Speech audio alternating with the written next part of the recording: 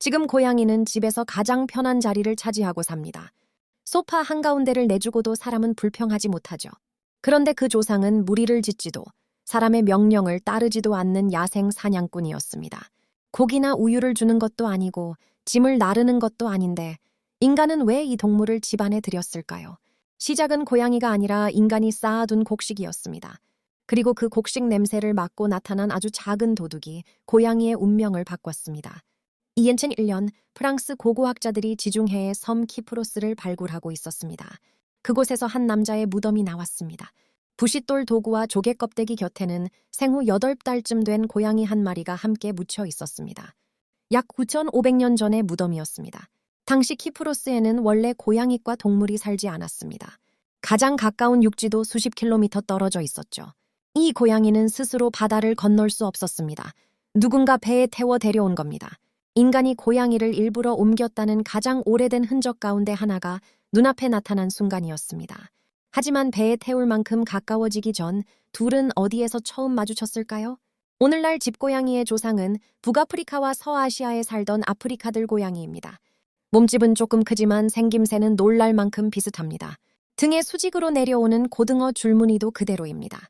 성격도 크게 다르지 않았습니다. 늑대처럼 무리를 이루고 우두머리를 따르는 동물이 아니라 혼자 영역을 지키며 사냥했습니다. 그래서 인간이 개를 길들인 방식은 고양이에게 통하지 않았습니다. 함께 사냥할 수도 명령을 가르칠 수도 없었죠. 인간과 고양이를 묶은 것은 복종이 아니라 서로에게 이득이 되는 거리였습니다. 너무 가깝지도 너무 멀지도 않은 거리였습니다. 약 1만 년 전 서아시아에서 사람들이 한 곳에 정착해 농사를 짓기 시작했습니다. 수확한 곡식을 창고에 쌓자 쥐가 몰려들었습니다. 쥐가 늘자 그 뒤를 야생 고양이가 따라왔습니다. 사람에게 곡물 창고는 겨울을 버티게 해주는 재산이었고 고양이에게는 사냥감이 끊이지 않는 식당이었습니다. 사람은 쥐를 잡는 고양이를 쫓아낼 이유가 없었습니다. 경계심이 덜한 고양이는 마을 가까이에 남았고 사람 곁에서도 번식했습니다. 인간이 목줄을 채워 데려온 것이 아니었습니다. 인간이 만든 환경에 고양이가 먼저 들어왔고 인간이 그 자리를 허락했습니다. 키프로스로 향한 배에 고양이가 오른 것도 이 관계가 시작된 뒤였습니다.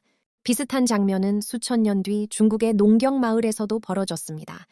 약 5천 년 전 마을의 고양이과 동물뼈에서는 기장을 먹은 쥐를 사냥한 흔적이 발견됐습니다. 오랫동안 이 동물은 초기 집고양이로 소개됐습니다. 그런데 2022년 고대 DNA가 정체를 밝혔습니다. 집고양이가 아니라 동아시아의 야생 살기였습니다. 곡물 창고와 쥐가 다른 야생 고양이과도 인간 곁으로 끌어당긴 겁니다. 하지만 이 동거는 오늘날 집고양이 계보로 이어지지 않았습니다. 같은 문 앞까지 찾아온 두 사냥꾼 가운데 한쪽만 인간의 세계를 끝까지 따라갔습니다. 인간 곁에서 살게 된 고양이는 조금 작아지고 털색도 다양해졌습니다. 검정과 주황, 흰색이 나타났고 줄무늬도 달라졌습니다. 그래도 개처럼 몸 전체가 크게 바뀌지는 않았습니다. 사람은 개를 사냥과 경비, 목축에 맞춰 적극적으로 골라 번식시켰지만 고양이에게 요구한 일은 거의 하나였습니다. 쥐만 잘 잡으면 됐습니다. 화려한 털색과 품종을 의도적으로 늘린 것도 대부분 최근의 일입니다. 고양이는 인간의 집에 들어와 살면서도 야생 친척과 계속 섞였고 사냥 습성과 독립적인 성격을 많이 유지했습니다. 소파 위에서 졸다가도 작은 소리 하나에 사냥꾼의 눈으로 돌아가는 이유입니다. 2017년 연구자들은 고대 고양이 200여 점의 미토콘드리아 DNA를 분석했습니다. 그 결과 두 개의 큰 이동이 보였습니다.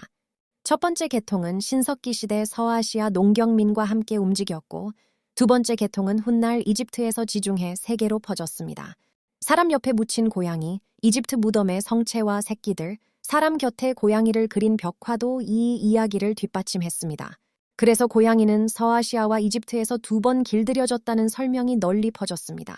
당시에는 키프로스의 무덤에서 시작한 수수께끼가 풀린 것으로 받아들여졌습니다. 하지만 미토콘드리아 DNA는 어머니에게서 이어지는 한 줄의 계보만 보여줍니다. 2025년 더 넓은 유전체를 읽자 지도 자체가 달라졌습니다. 새 연구는 유럽과 아나톨리아의 고대 고양이 유해 225점을 조사했습니다. 신석기 시대의 집고양이 계통이 농경민과 함께 유럽으로 퍼졌다는 기존 설명은 핵 유전체에서 확인되지 않았습니다. 오래된 표본 대부분은 집고양이가 아니라 유럽들 고양이였습니다.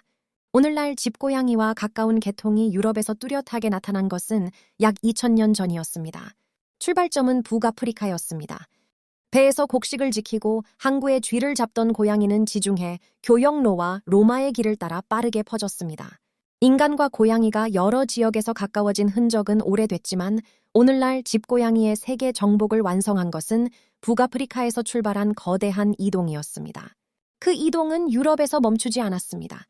고대 DNA에 따르면 집고양이는 실크로드를 건너 서기 730년 무렵 중국에 나타났습니다.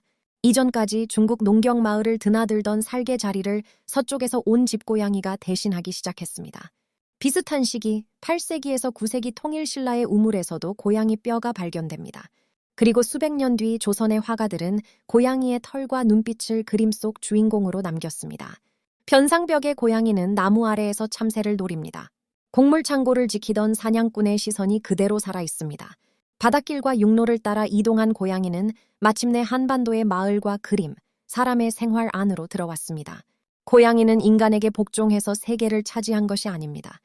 인간이 도시를 만들고 곡식을 쌓고 배와 길을 연결하자 고양이는 그 틈을 정확히 이용했습니다. 인간은 고양이에게 쥐가 가득한 마을을 내줬고 고양이는 인간에게 곡물 창고를 지켜줬습니다. 그렇게 시작된 느슨한 동맹은 9,500년 전 키프로스의 무덤을 지나 북아프리카의 항구와 로마의 길, 실크로드와 통일신라를 건너 오늘의 거실까지 이어졌습니다. 야생 사냥꾼은 이제 집에서 가장 따뜻한 자리와 가장 높은 곳을 먼저 차지합니다. 인간이 고양이를 집 안에 들인 역사보다 고양이가 인간의 집을 발견하고 들어온 역사에 더 가깝습니다. 오늘날 집고양이가 정확히 북아프리카의 어느 지역에서 처음 형성됐는지는 아직 밝혀지지 않았습니다.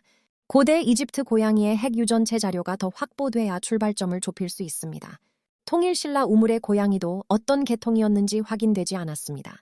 분명한 것은 하나입니다. 인간과 고양이의 관계는 한 번의 길들이기로 완성되지 않았습니다. 마을과 배와 길이 이어질 때마다 고양이는 인간 곁에 더 깊이 들어왔습니다. 여러분의 집에서 가장 좋은 자리를 차지한 고양이의 이름은 무엇인가요?